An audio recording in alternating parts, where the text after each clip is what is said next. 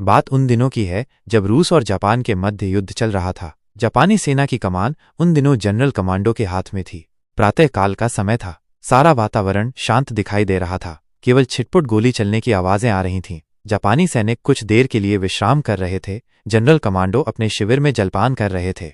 रूसियों ने स्थिति अनुकूल देखी और अपनी तमाम शक्ति लगाकर जापानी कैंपों पर हमला कर दिया। जापानी इस अप्रत्याशित हमले के लिए तैयार न थे।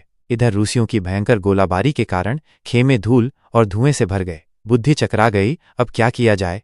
जनरल कमांडो ने चिल्लाकर अपने सैनिकों को धैर्य और वीरता के साथ जवाबी हमले के लिए तैयार हो जाने को कहा। सेनापति को साथ पाकर सैनिकों का साहस और बढ़ गया। जिस तरह कर्तव्यनिष्ठ राजा की प्रजा भी कर्तव्यनिष्ठ होती है, जिस विभाग के प्रशासनिक अधिकारी भले और ईमानदार होते हैं, उसके अन्य कर्मचारी भी उनका अनुसरण करते हैं। ठीक ऐसी ही बात यहाँ भी हुई। सिपाहियों ने देखा, जब हमारा मार्गदर्शक हमारे साथ है तो फिर मरने से क्या डरना। बंदूकें उठ गईं, संगीनें तन गईं और जवाबी आक्रमण भी शुरू हो गया। लेकिन जनरल कमांडो के सहकारी जनरलों को यह समझते देर न लगी कि कैंप रूसी सैनिकों से बुरी तरह से घिर चुका है और उनमें से किसी का भी बचाव कठिन ही नहीं, असंभव भी है। ऐसे समय उन्होंने अपने जनरल को बचाने का निश्चय किया। एक गोला ऐसा भी होता है जिसके फायर करने से धुएं की दीवार खड़ी हो जाती है और फिर एक तरफ का आदमी दूसरी तरफ के आदमी को नहीं देख सकता। इन धुएं के गोलों से एक संकरी गली बनाकर जनरल कमांडो को वहां से बचाकर ले जाने का पूरा प्रबंध कर दिया गया।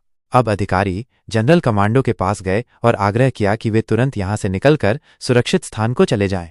जनरल कमांडो ने दृढ़ता से कहा, नहीं, ऐसा नहीं हो सकता। अपने सैनिकों को असुरक्षित छोड़कर अपने जीवन की रक्षा के लिए मैं भाग नहीं सकता। मुझे अपने बीच न पाकर उनका साहस टूट जाएगा और फिर मैं परमात्मा को क्या उत्तर दूंगा कि अपने जीवन की रक्षा के लिए मैं मार्गभ्रष्ट और कर्तव्यच्युत हुआ। मेरे प्यारे साथियों, छोटा हो या बड़ा, जो भी कर्तव्य सौंपा जाता है उसकी अवहेलना करना परमात्मा का अनादर और उसकी आज्ञाओं की उपेक्षा करना है। मैं अपने पद से 1 इंच भी विचलित नहीं हो सकता। मेरे देशवासियों ने मुझ पर भरोसा किया है, उन्हें मेरी योग्यता और कर्तव्य निष्ठा पर विश्वास रहा है, तब ये पद मुझे दिया गया है। मैं अपने आप, अपने ईश्वर और स्वदेशवासियों के साथ विश्वासघात नहीं कर सकता। जाओ, अपने मोर्चे संभालो, ये बात का नहीं काम का समय है। जनरल कमांडो का आदेश न मानने का साहस किसमें था। मोर्चे जम गए, भयंकर युद्ध हुआ और अंत में ये मोर्चे भी जापानियों के ही हाथ रहा। सच है, जहां सच्चाई, ईमानदारी और कर्तव्य के प्रति निष्ठावान कर्मचारी हों, वे देश सदैव सुरक्षित और उन्नतिशील ही होते हैं।